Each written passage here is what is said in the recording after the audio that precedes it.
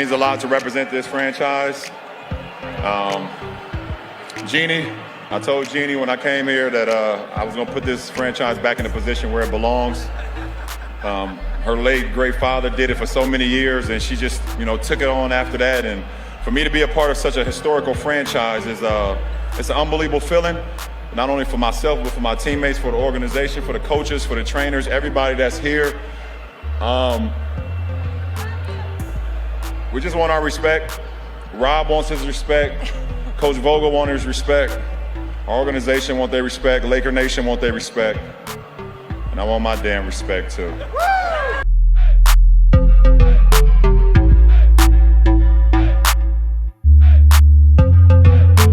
I don't know about you, Matt, but I slept great on Sunday. Well, I'm sure you did. I really did. It was phenomenal.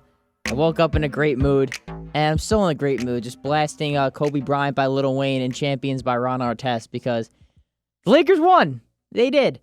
And in winning fashion, they were able to secure Game 6 after they dropped Game 5 to Miami. I was shocked how Game 6 went because, it was a blowout. But Goran Dragic didn't make his return. I respect that a ton. Obviously, it wasn't enough. Clearly, he wasn't 100%. But first questions first, Matt. How did the Lakers secure the championship? Well, for starters, they played great defense and forced the Heat into some bad shots and turnovers pretty much all series. And as well as Jimmy Butler played, they did a great job of limiting everyone else around him, which is something we noted had to be done before the series began on this podcast. It also helps when LeBron has his best playoff series of the year at the right time, as he earned his Finals MVP fairly easily after Anthony Davis' strong Game 1. Then you had role players like Kentavious Caldwell-Pope and Rajon Rondo both have great series as well. Yeah, I know I obviously did the NBA segment this week for Penn State Sports Night, so I don't want to be echoing myself too much, but you brought up a lot of good points. Obviously, LeBron James and Anthony Davis during these playoffs had to be great, period. The Lakers could not afford either of those guys to not bring their A games every game, and they were for the most part. They were pretty much really good to great every single game. But it was always who else is going to step up, right? There was no third guy that we've seen LeBron have with past teams. But it was by committee. We saw Rajon Rondo have a great Game 6. We saw Kentavious Caldwell-Pope have some great games as well. Markieff Morris, during the Houston series, really stepped up. Dwight Howard was, making it really difficult. Nikola Jokic, and he was inserted into the starting lineup. There's a lot of different guys, and I think that was the ultimate recipe for success. Yeah, obviously, like we said, having that third guy, we all thought it would be Danny Green heading into the season, but it wasn't. He didn't have a good postseason at all.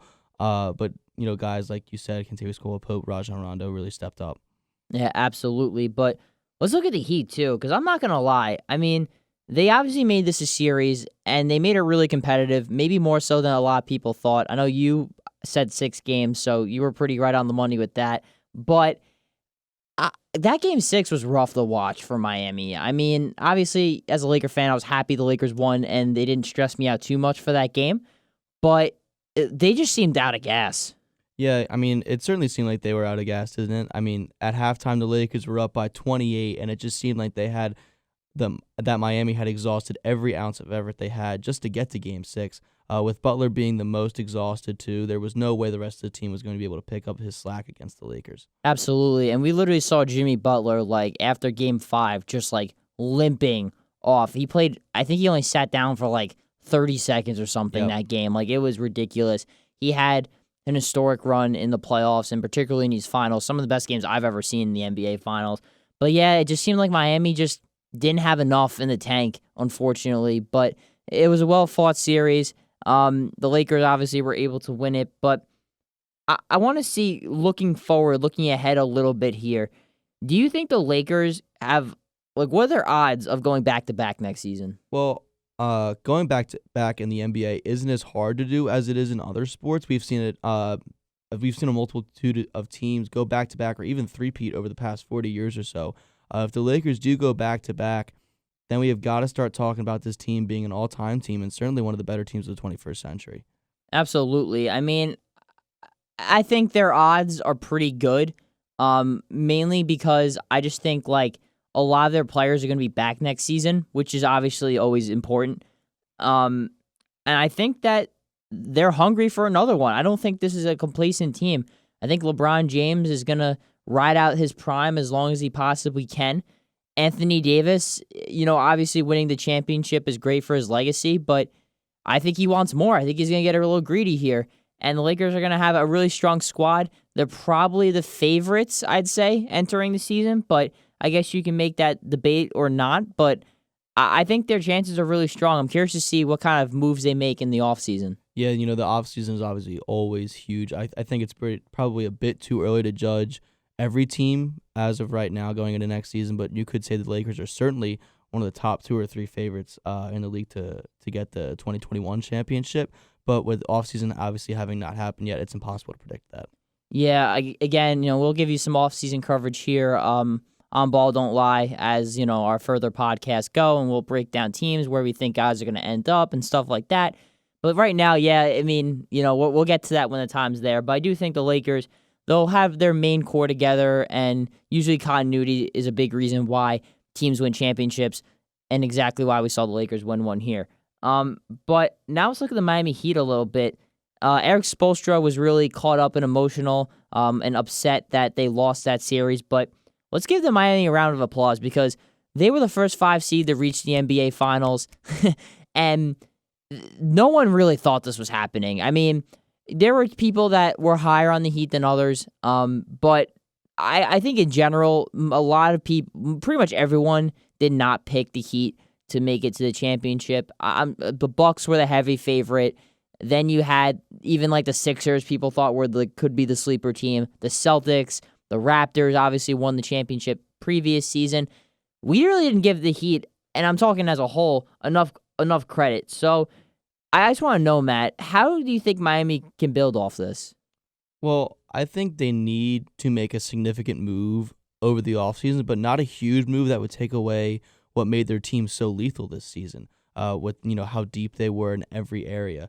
Therefore, I think the smart route for them right now is to go after a great free agent wing, whether that be this year or next offseason, cough, Giannis, but don't make any trades that would derail their great young core. You can't give up Bam Adebayo. You can't give up Tyler Hero, and I would hold on to Duncan Robinson as well.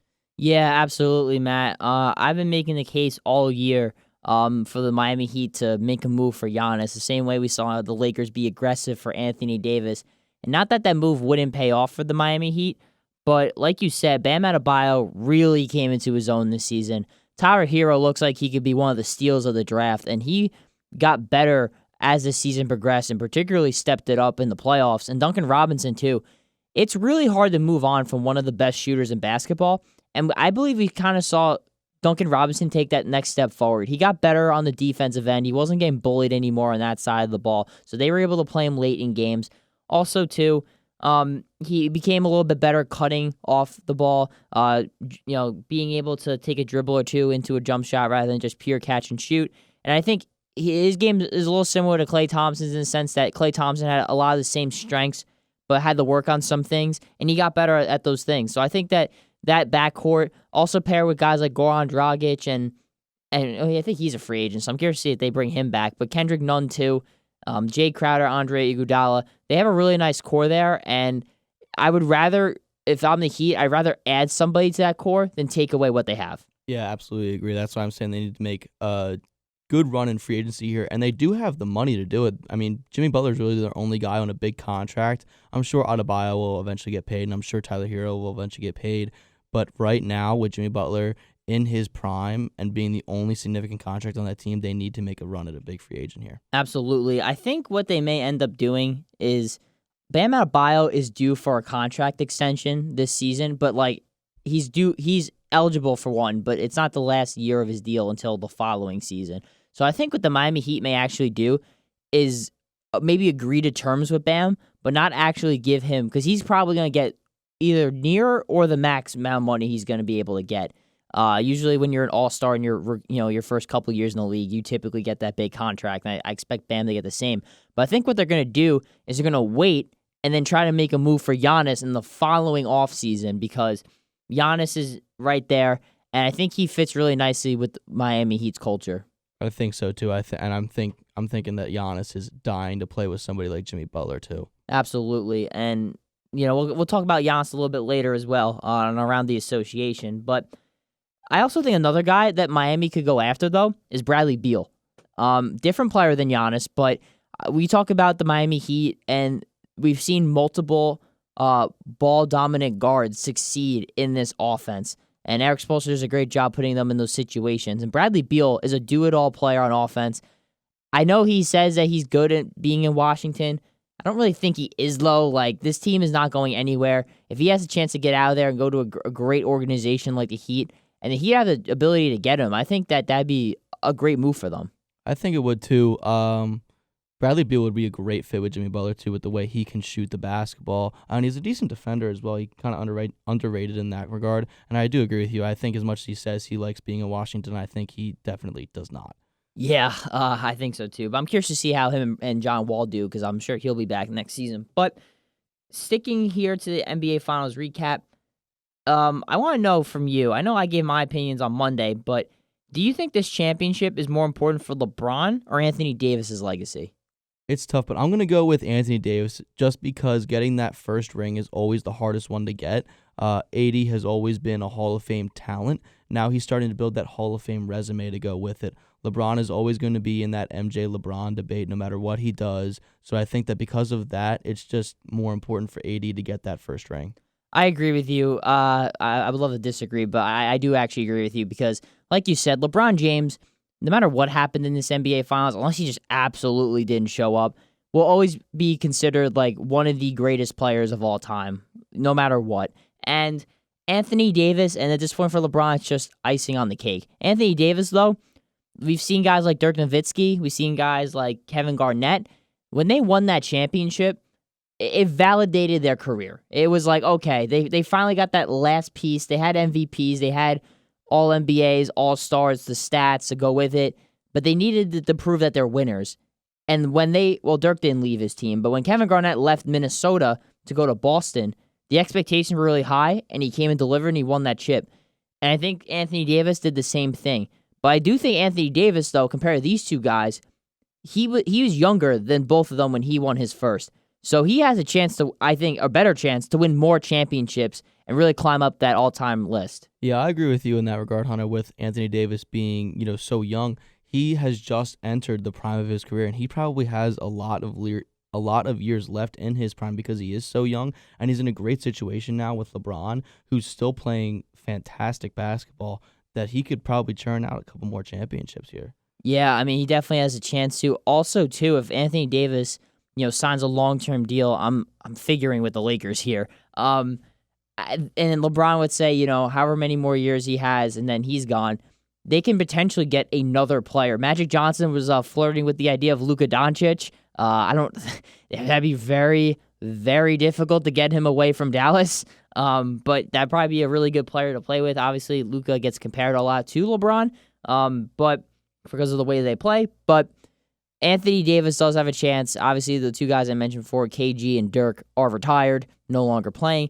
Anthony Davis has that chance to win some more championships. And I think, for him, he's always had the talent of an all-time great. But we question, is he a winner?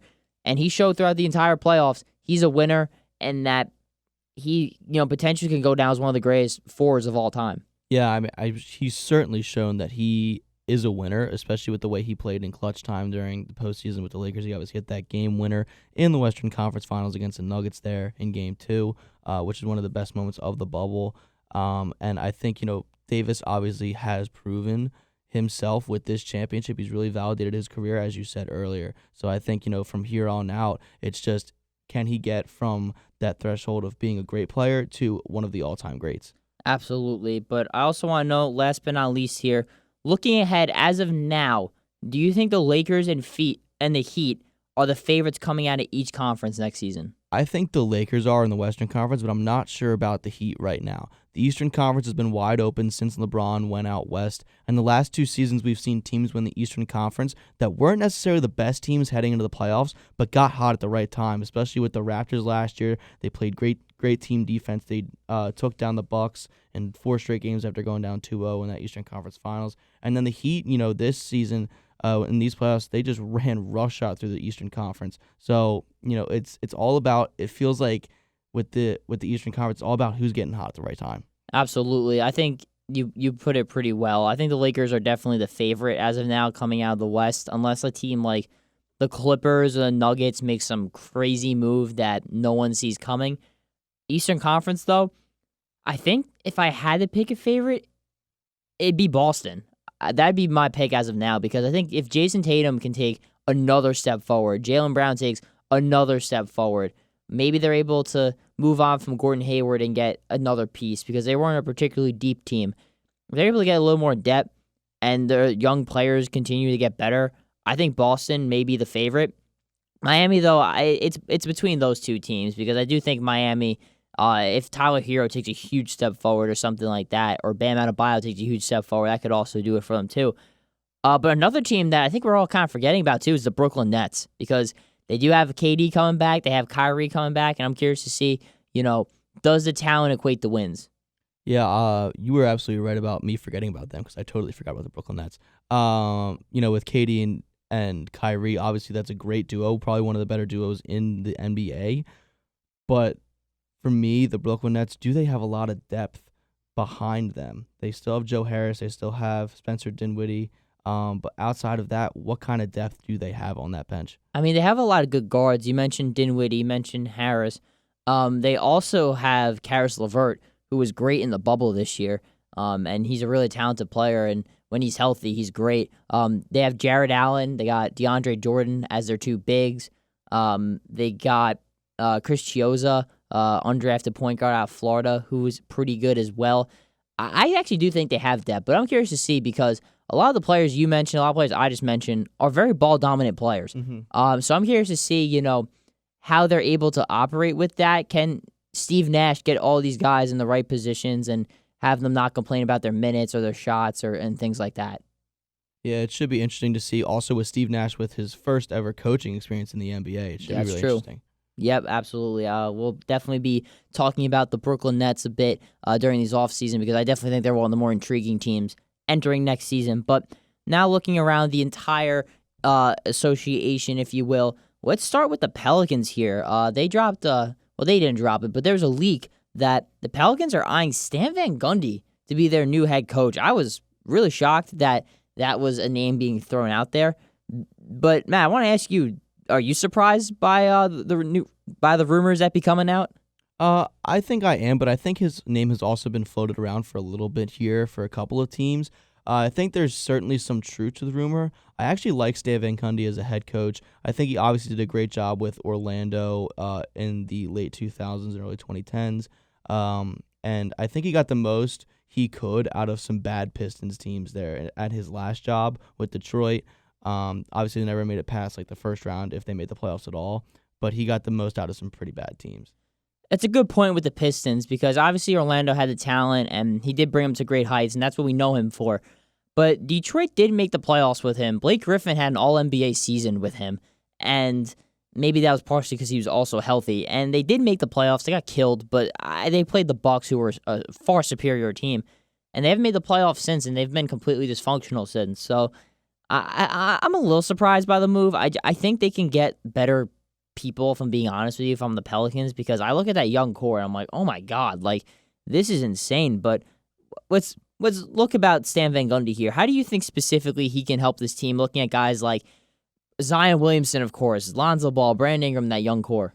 Well, we saw how well he did with coaching a young Dwight Howard, and you brought up Blake Griffin as well, who had a great All-NBA season with him, and the supporting cast around him as well. And I think this Pelicans team has a ton to work with guys like Zion and Brandon Ingram, like you mentioned, even Lonzo Ball. Also, it'd be fun to see him coach J.J. Redick again. That's true. He did coach J.J. Redick, and hopefully he can bring him back to the playoffs if he lands that New Orleans job, because it was the first time in J.J.'s career that he was not in the postseason, which is pretty crazy because he's been around for a while. But anyways, though, I'm curious to see, because Stan Van Gundy was kind of ahead of his time a little bit in Orlando. He played the 4-out, 1-in kind of offense surrounding Dwight Howard. He played guys like Rashard Lewis at the 4. Hedo Turkoglu he had in there, who's kind of like a point forward. Jameer Nelson is kind of like a scoring guard who can play off the ball. They had a very interesting team there, and there's a lot of interesting weapons with New Orleans. So I'd definitely be curious to see the situations he put Zion in to be successful, and how other of these young players we just mentioned can grow their games as well. Yeah, I think it'd be interesting, but I also like you said earlier about if Stan Van Gundy is necessarily the best fit. I don't know if it is, but it'd certainly be interesting. Yeah, I was a little surprised to hear his name, I'm not going to lie. But looking at the Indiana Pacers, their head coaching vacancy, Chris Finch is reportedly the front runner, which is ironic because he's also been with the Pelicans since 2017. So a little weird that New Orleans, who needs a head coach, isn't looking at their own guys, but they've been trying to swing for the fences here and get a big name guy. Dave Yeager, who's kind of been around the league coaching a ton of teams, he's in consideration. Chauncey Billups is in consideration as well. And two of Miami's assistant head coaches, Chris Quinn and Dan Craig, are also expected to get interviews as well. Obviously, they could not do it because they were competing for the NBA Finals. But do you think Indy's head coaching job is being overlooked? Because I think this is a pretty talented team. Well, I think that people are looking at this Indiana team as kind of like a middle-of-the-pack team that's in the dreaded place to be in the NBA, where they're competing for a playoff spot, but not necessarily competing for a championship. So they can't really rebuild with talent through the draft, and they aren't exactly a great free agent destination either. So I understand the pessimism around this job, but I'm surprised there hasn't been more rumors about coaches being attracted to that job as well. I don't know. I actually really like this Indiana team. I know they may trade Victor Oladipo, but I mean they got an all-star in Domantas Sabonis. They got Malcolm Brogdon, who has played near an all-star level. TJ Warren was phenomenal in the bubble. They got a lot of really good players there, and if you're a head coach looking to kind of establish yourself in the NBA, and maybe that's why they're going after some more under-the-radar guys, I would jump on this head coaching job in a heartbeat because you can build up a great record and then maybe even move off somewhere, or maybe you can convince some guys to go play in Indiana and, really build this team up. Yeah, when I look at this team, I think I look at this team the way the Miami Heat were before Jimmy Butler got there, where they were kind of competing for a playoff spot, but they just needed the right guy to come in. Not necessarily like coaching wise, but a guy like Jimmy Butler. So I'm waiting kind of for that guy in Indiana to come in and kind of take over that team. Because like you said, TJ Warren, Malcolm Brogdon, they're all good role players. They're all great role players, but I don't know if any of them can necessarily carry a team. You're absolutely right. And I think a guy like Jimmy Butler would be perfect for that team. But I thought that guy was going to be Victor Oladipo. It was looking like it, but unfortunately injuries kind of derailed his career a little bit, and he's not currently looking like that guy. But we'll see, because I actually do think the Pacers are a really good team, and I think that they definitely have, something to work with there. But looking ahead now, we're going to be speculating even more here. The Dallas Mavericks are looking to pursue Giannis in free agency. So, a little hypothetical here. How do you think a big three of him, Luka Doncic, and Kristaps Porzingis would work? Well, it'd certainly be crowded in the middle of the paint there, but Kristaps is a great outside shooter as well, so I don't think it'd be a terrible fit. I'm sure it would take some getting used to, but once they got their chemistry down, I think they'd be a scary team, especially with Luka manning the outside, being a great point guard and facilitator as well, and can also take over games with his shooting ability. And then Kristaps and Giannis bullying people down low. I think it'd be a fun team to watch. Definitely be fun. I'd be curious to see how Giannis and Porzingis work, because I think Porzingis, unfortunately in this situation, kind of becomes the third wheel a bit, because obviously Giannis is a better player. We know Luka's the guy there, so I think Porzingis would kind of be forced into the Chris Bosh role a little bit. He's got, Kristaps kind of has that dog mentality kind of ego where he kind of wants to be the guy. I mean, he obviously accepted the fact that Luka's a better player than him, but now being the third guy on the team, I mean, that'd definitely be a little bit of a fall for him. And I'd be curious to see, how that clashes, if in theory, of course. Yeah, I'm kind of. We talked about this a little bit ago on Ball Don't Lie, where I brought up Giannis possibly going to Dallas, and then you said something about it'd be a weird fit between Porzingis and Giannis. And the more I think about it, the more strange it would be. But Mark Cuban loves having the star players on his team. It's just I certainly think there's better options for Giannis in his free agency, but I think Dallas would be a big-time trade destination for Giannis, if that makes sense. Yeah, absolutely. I mean, the talent would just be off the charts. Not only that, you got three guys that can do so many different things on the basketball court. And Rick Carlisle is a great coach, and I think he's one of those guys that can make it work. But I also want to know, too, Giannis' free agent decision, this has to be the biggest headline going into the next season, I think. Oh, no doubt. The longer he doesn't sign an extension or commit to Milwaukee, the bigger the story is going to continue to be. I mean, he will certainly be the biggest name to hit free agency over the next 2 seasons and maybe the most significant player on the market since LeBron. I'd say LeBron, yeah. I'd say probably LeBron when he made his decision to go to Miami. I mean, because it was wide open. Like, he could have went to a lot of different teams. Obviously, he moved to Cleveland, back to Cleveland. He moved to Los Angeles, but those moves were kind of a little more figured. I mean, it was almost a lock that he was going to L.A., and Cleveland, it seemed like he was leaning that way. So those weren't super shocking when those were made, unlike the Miami one. Giannis, though, yeah, I think he could definitely shock some people and go somewhere else. And I'm very curious to see how Milwaukee's front office handles it. Do they try to make some moves this offseason to help beef up this roster and go all in on a championship? Or do they just run it back? And what message does that send to Giannis, you know? Yeah, I think they definitely need more pieces. Maybe just like one more guy, because Chris Middleton is obviously not the co-star that Giannis needs. He's a great player, but I don't think he should be the second best player with Giannis. They definitely need one more player to get them over that hump in the playoffs. I mean, I feel like you know what I'm going to say because I've been saying it, but the Bucks apparently don't want him. That's Chris Paul. Oh. I think he'd be the perfect guy for that team. I really do. He's way better than Eric Bledsoe. He hits big shots. He's not afraid of the moment. He's a winner, and I think he'd bring the best out of Giannis the same way he's brought the best out of a lot of his teammates.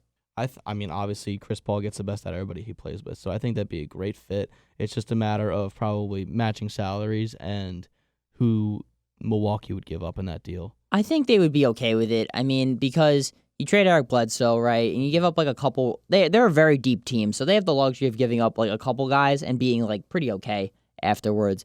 Give up some picks, and I think they'd honestly make out of it pretty good. And like I said, Giannis, this guy wants to play for a winner. He's sick and tired of mediocrity in the playoffs and people calling him not a great player and saying that he's not a winner and things like that. And he's put pressure on the Bucks. He hasn't said I'm leaving, but he said, "Hey, look, like if we don't get our act together here, I can leave." Yeah, I think if they don't win a championship this year, he's gone. I agree with you 100%. This is the make or break year for the Bucks.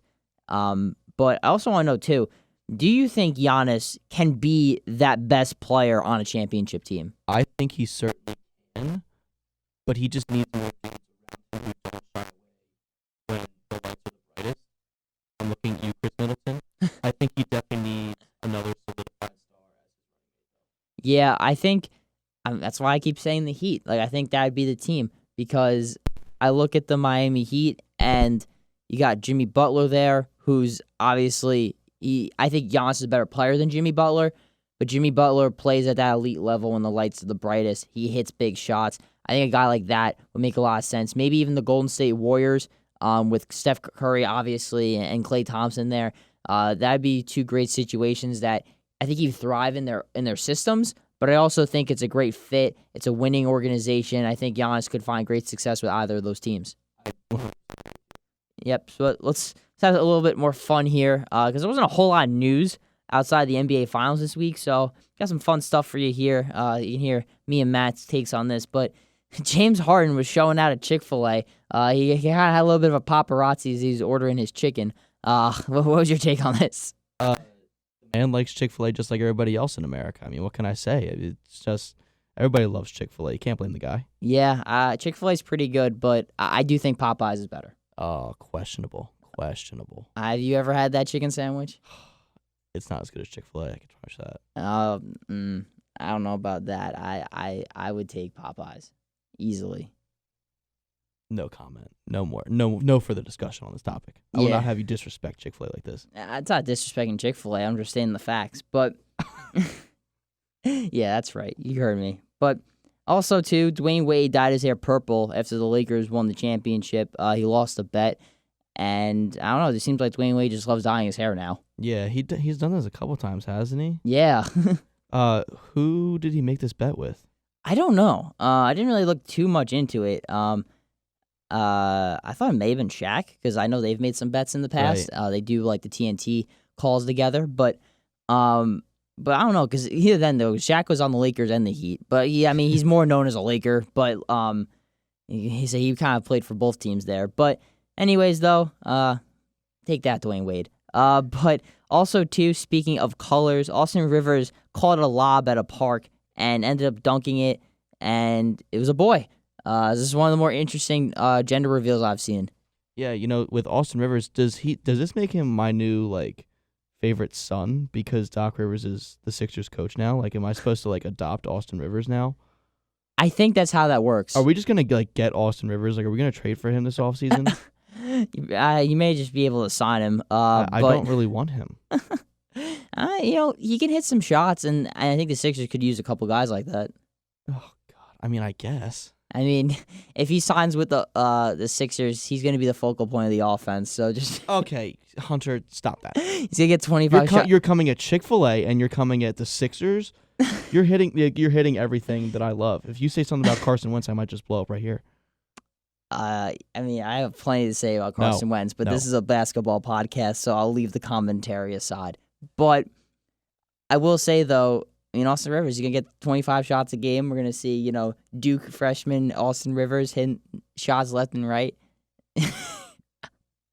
Matt's got no words. He's just got his hand on his head right now and is just astonished by the reality that may come with the Philadelphia 76ers. If this is our reality, Hunter, I might not watch the Sixers all year. Yeah. That's such a lie. I will totally watch the Sixers.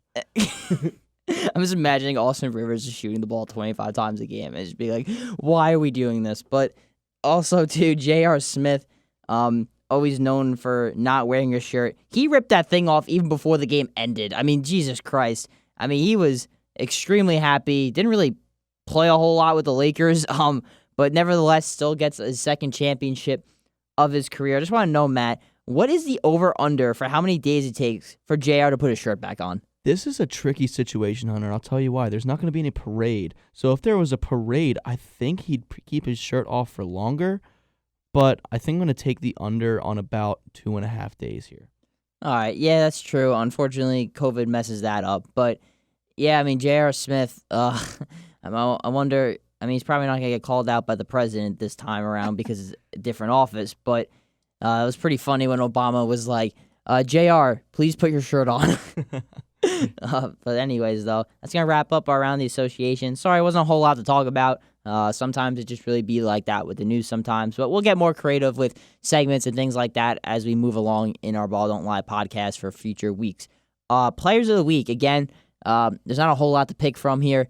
But I'll start off with you, Matt. Who made the list? It's got to be, let's get the most obvious one out the way here. LeBron James, he was finals MVP. It's enough said. He almost averaged a triple-double during those 6 games with nearly 30 points and 12 boards a game. He showed why he's the best player of this generation. Yeah, I agree with you. I know I typically go super outside the box, but I could not leave LeBron on this list because he was the best player in that series. He was dominant, and he won a championship and finals MVP. So I think that is all you need to validate you making my player of the week list. But next up on my list, I'm going to go to the other side, and that's Jimmy Butler. What he did in Game 3 and Game 5, and really this whole NBA Finals was remarkable. He had some historically great games. I don't want that to get overlooked because Jimmy Butler was fantastic, and he was the biggest reason why Miami took it to 6. Yeah, I also had him on my list. He carried this team. He had a 40-point triple-double and a 30-point triple-double and carried Miami to their 2 wins, and even in some of their losses, he still carried them. Yeah, Jimmy Butler was fantastic, and I think he's pretty much made my list every time that we've done the NBA Finals coverage here. But I'll give my third player on my list. I'm curious to see if we go 3 for 3, and that's going to be Rajon Rondo. 3 for 3. We're 3 for 3. All right, we finally had the same one. It took every other team to get eliminated to do so, and for me to not be as, negative Nancy. Yeah. But Rondo was phenomenal that Game 6. Really got going offensively, not just talking about the passing, but scoring, and really kind of sparked that run the Lakers had late first, early second quarter. He was really attacking the basket, making and finishing all these layups. Also, his outside shot was falling as well. Playoff Rondo, I know he doesn't like the nickname because they think it kind of diminishes his entirety of his season and that he doesn't show up in the regular season, but it's the opposite. I always think the best players elevate their games when the lights are the brightest, and Rondo's always done that. Yeah, as you said, Rondo was huge off the bench. He had a great shooting night in Game 6 also, as you mentioned. And he also said in an interview that I caught after the game that if he and LeBron were on the same team, he knew they could be nearly unbeatable just from the standpoint of how they watch the game, how they study the game, and how they watch film. And I thought that was an interesting point. Yeah, I mean, Rondo's one of the smartest players I think we've seen play in a long time. He's a guy who I'm almost positive is going to get into head coaching when his career's done. He basically is a coach on the court to begin with. We even saw when he was hurt, he was drawing up plays on the sideline. He's always barking out orders off the bench. And Frank Vogel, got to give him credit because he lets his players do them. And I think we've kind of underestimated the fit between Frank Vogel and LeBron. I think a lot of people thought it wasn't going to work, but it worked obviously really well. There's obviously some mutual respect there, too, with the way LeBron mentioned how Vogel wanted his respect in the post-game interview there. I think that's always big with LeBron teams. Obviously, he didn't have that kind of chemistry with Luke Walton last year, and with the hire of Frank Vogel, there's obviously some mutual respect there. Absolutely, and LeBron even gained respect for him during his Miami days when Indiana played him super tough, and LeBron even said, he goes, that Pacers team was legit, and Frank Vogel was a big reason why they were at that level, and they were significantly worse when he left. But yeah, with Rondo, I think he was phenomenal, and I don't know about you, Matt, but if I'm the Lakers, I believe he's a free agent, I'm 100% re-signing him. And I know, again, people have been, trash talking him all season long, but you pay Rondo to step up in these moments because he's not afraid of the moment and he delivers. Yeah, I think, Rondo could be one of those teams that could be one of those guys that's a casualty of the Lakers winning a championship. You see this with teams winning a championship in every sport every year. They lose some key pieces, not necessarily their star players, but some key role players, and it ends up hurting them in the playoffs the next year. Yeah, I mean, he could obviously be one, but at the same time, though, it's kind of where Rondo's at in his career. I mean, does he want to win more championship? Does he want more playing time? Whatever the case may be, I guess we'll see what his head's at when the time comes. That's going to wrap up our players of the week here. Next up, we're just going to do a little bit of an NBA bubble review. Matt, I will ask you this, just an overall question. How would you rate the bubble experience? Well, it's got to be at least an 8 out of 10, right? I mean, they faced so many obstacles with COVID, the protests, Black Lives Matter, and Daniel House getting it on with a Disney bubble worker. Oh, my God. Each and every time, it seemed like they handled it perfectly. At this point, I just want the NBA to run the country. Adam Silver for president, baby. You got me on that Daniel House point. Oh my God. But I think this went as well as it possibly could have, to be honest with you. I mean, again, a lot of this we had no idea how long it was. I remember people were like, "Oh, this is not going to last because people are going to get COVID and stuff." No one in the bubble got COVID. Not one person. They tested every day. It was a safe environment. They were very strict in terms of letting people in, letting people out, reasons why to leave and enter the bubble as well. I think they handled this literally as well as anyone possibly could have. Hats off to Adam Silver. But I also want to ask you this, too, because a lot of people were debating, especially because of the NBA playoffs, there's pros and cons, right? In theory, when all things equal, teams have home court advantage. They play in front of their fans. And if you're a away team, that's a con. But here, obviously, no fans or very, very limited fans. You're away from your family for pretty much the entire time in a bubble. Neutral site games. I want to know, do you think this experience was harder or easier to play in? Well, I think it was certainly a little bit of both. I think the lack of travel actually produced better games and better competition as players seemed really well rested all the time, except with the exception of probably Jimmy Butler in Game 6 there. With that being said, it must have been really hard for these players to be in one place for up to 4 months as the Lakers and Heat were away from their families, friends, and the outside world.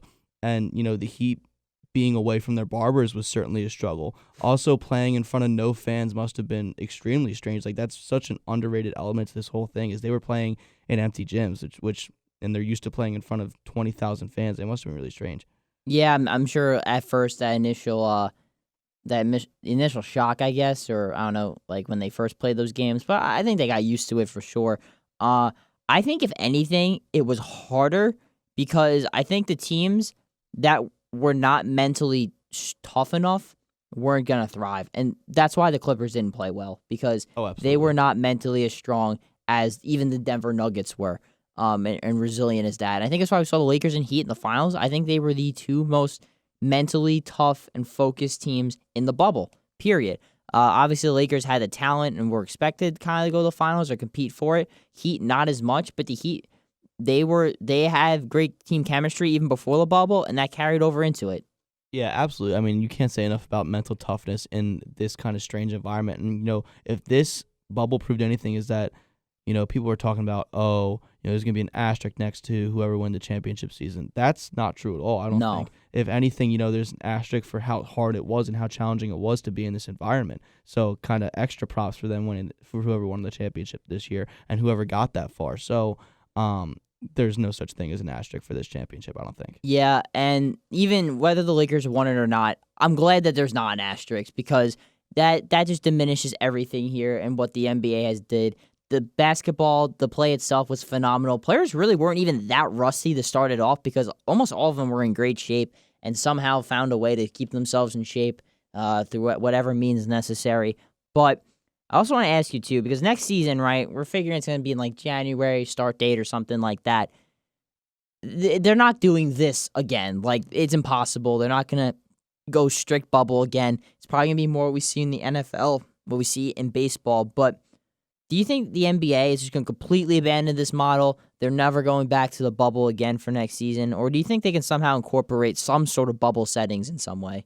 I think they might try to incorporate a little bit of what baseball did, where they only played teams that were in their kind of divisions, where, NL East teams played other NL East teams and AL East teams. So I think I could see the NBA adopting a schedule where every team only plays interconference games to avoid traveling all over the country. Again, it's going to depend on the state of America by the time the season starts in the winter, but I'd certainly love to see fans in the stands. I think the NFL and even the MLB now has proven that it can be done with limited capacity.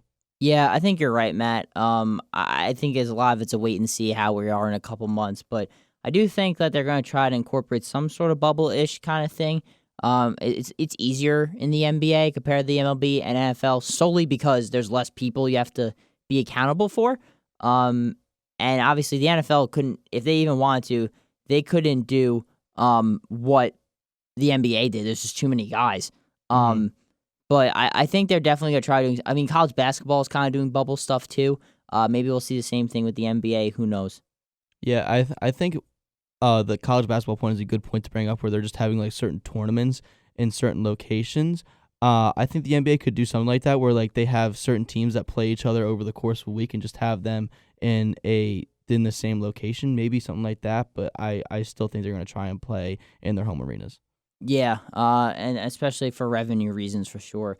Whether they have fans or not, or what capacity, I think still will remain to be seen. I don't really expect fans, but that's just me. But I also want to know. Actually, we already kind of brought up some of these points, but yeah, I kind of brought up these points already within what we were saying. But Matt, do you think any fans, or do you think limited fans is just gonna be family of the teams? Like, how do you think that's gonna play out? I think they're gonna have fans. I think they've lost too much revenue already, and I think they just can't depend solely on TV contracts for a long period of time. I think they need to have fans in some capacity. Yeah. Again, this is state by state as well. Some states are going to be more lenient with who they let in than others, and I'm curious to see if the NBA maybe sets like their own number per se, being like, okay, just because this team in this state is allowed a lot more fans than the other one, we're still going to cap it out at this number to keep it competitive. I'm curious to see how that works. The NFL hasn't done that. That's by each state for them. We've seen some teams have fans, some more than others, and then some no fans at all. But I'm curious to see how that works out too.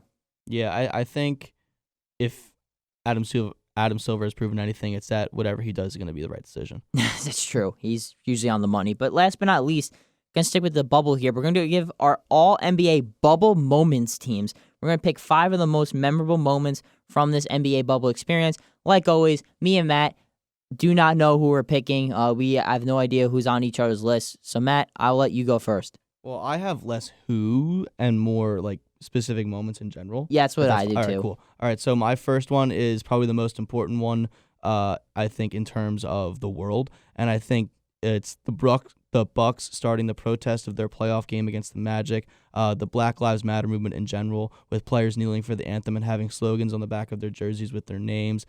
Something we've never seen before and likely won't ever see again. And also seeing, Matisse Thybulle, the Sixers, and JaVale McGee of the Lakers vlog about the experience and give the fans an in-depth look at their daily lives. And especially Matisse's vlogs, where he showed all the inner conversations within the Sixers team about what and how they were going to do about the anthem and boycotting games and whatnot. It was just all a culmination of things that we've never seen before and likely won't ever see again.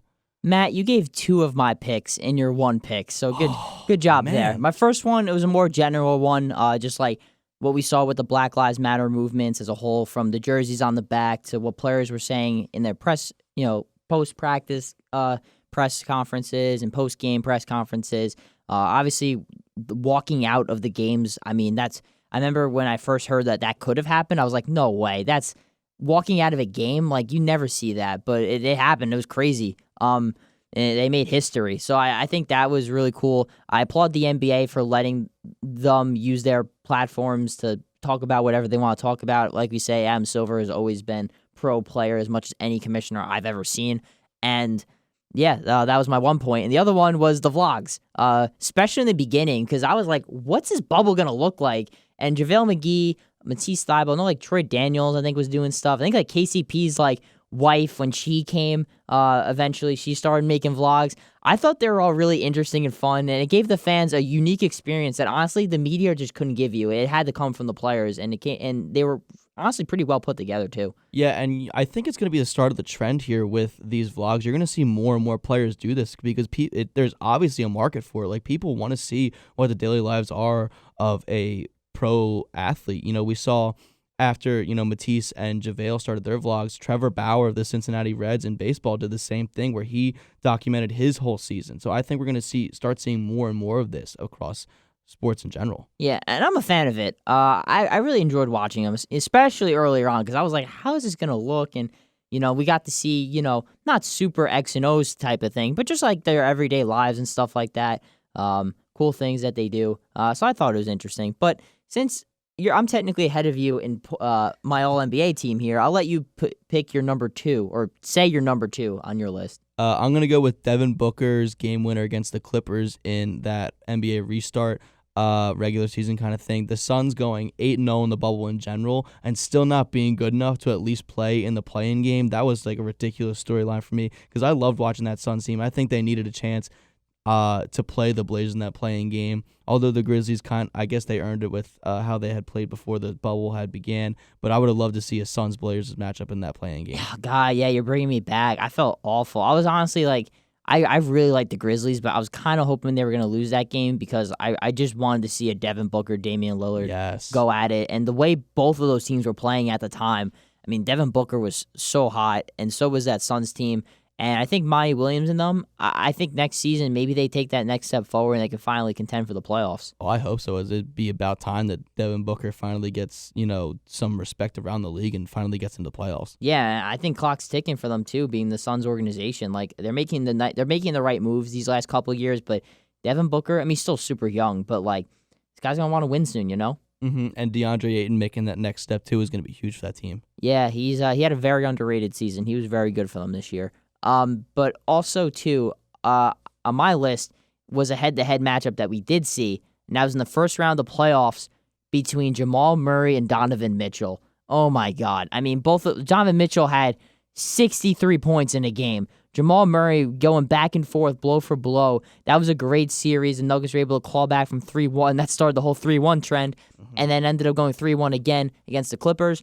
But that matchup was something of legends, and I'm always going to remember watching that. I pretty much watch every game just to see those two go at it. Yeah, Donovan Mitchell was fantastic in that series. The Jazz kind of lost that series in spite of him. Donovan Mitchell was doing everything he could to will that team to victory. And, of course, Jamal Murray, that run that he went on that series kind of propelled the Nuggets team and Jamal Murray himself into the rest of the playoffs and how they competed all the way through the Western Conference Finals. And Jamal Murray had a great quote after the Nuggets secured the Game 7 victory, is that he told his teammates in their group text, like, I'm not packing my bags. We're not done. I want to still keep playing. So let's go out and win this series, and they did.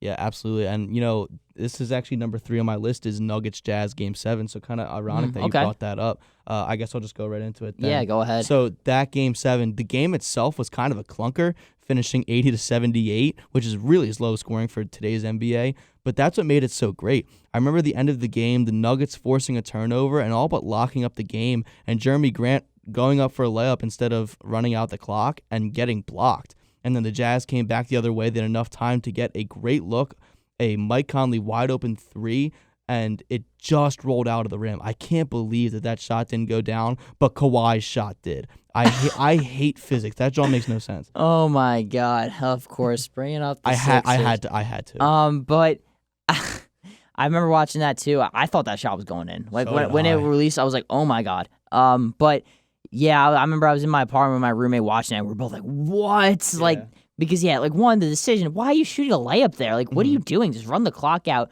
knock down your free throws, you win the game. It's that process Sixer education. Yeah, unfortunately, bad habits carried over to teams after. But, yeah, that was a great game. I'm glad you brought that up.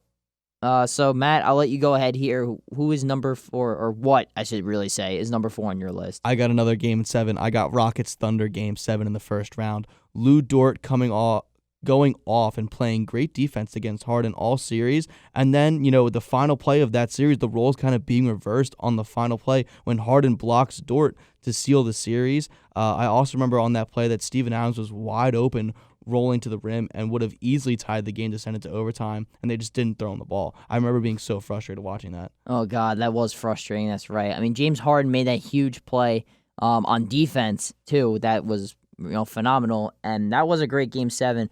I respect the Thunder a whole lot just in general this season. Chris Paul really revived his reputation, and that Thunder team, it was not looking good for them. They were down 3-2, but they ended up, they weren't down 3-1, right? No. It was, they were down 3-2.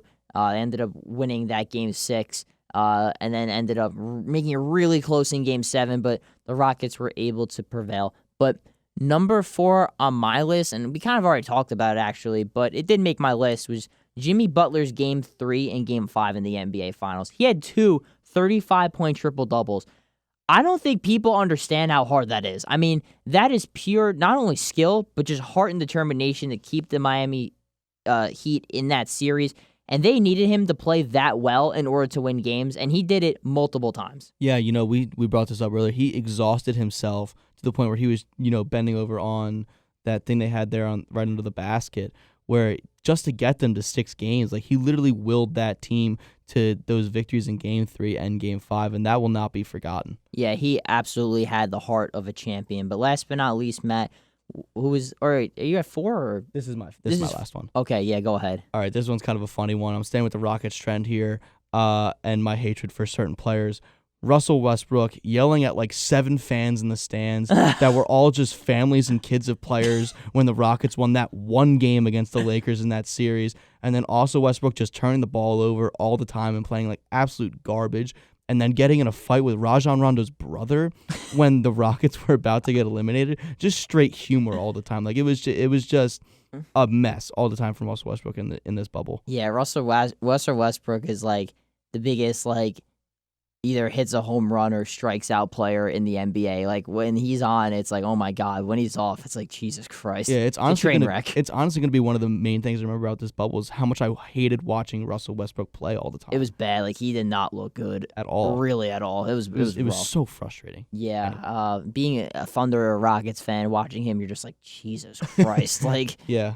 You're just like holding your breath every time you watch him play. But last but not least on my list, and this one's pretty obvious, is the Lakers winning the championship. I knew you were going to bring that up. Yeah, I was going to bring it up for obvious reasons. First time since 2010. Maybe a player on the Lakers will make a soundtrack like Ron Artest did. I have an answer in mind, but who do you think's most likely to do that?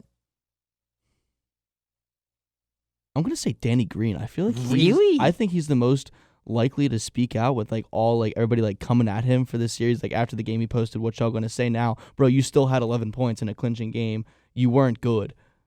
I thought it would be J.R. Smith. But he was just kind of along for the ride. Yeah, but I think that's why he'd make a song that people would be like, JR, you played a couple minutes. Dude, in the him and Dion Waiters. Oh my God, that's a flyer. JaVale McGee, he likes producing music, so throw them all together. Get Dwight Howard in there as well. Yeah, the Goon Squad. Maybe everyone goes on the track. They have a whole 15 team. Alex Caruso drops some bars. Jared Dudley gets in there for a verse. I hate Jared Dudley too. I can't stand him either. Oh my God. Yeah, he's quite the character. He's like, we're going back to back. I'm like, Jared Looking Dudley. like Elmer Fudd. Oh my God. Yeah, the Pillsbury Doughboy himself. But anyways, though, that is going to wrap up this edition of Ball Don't Lie here on Penn State Sports Night. It's been a lot of fun. Don't worry, though. We're going to get pretty creative during these next couple weeks and going to start thinking of new segment ideas. Going to be previewing things like the NBA draft, previewing free agency, season outlooks, things like that. Don't worry, me and Matt got a couple things up our sleeve. Absolutely. Sixers 2021 NBA champions. That's I don't even believe it when I say it. Yeah, nor do I. But that's gonna wrap it up here. Thank you for all the support. It's been a really long NBA season, and we will catch you next week. Adios.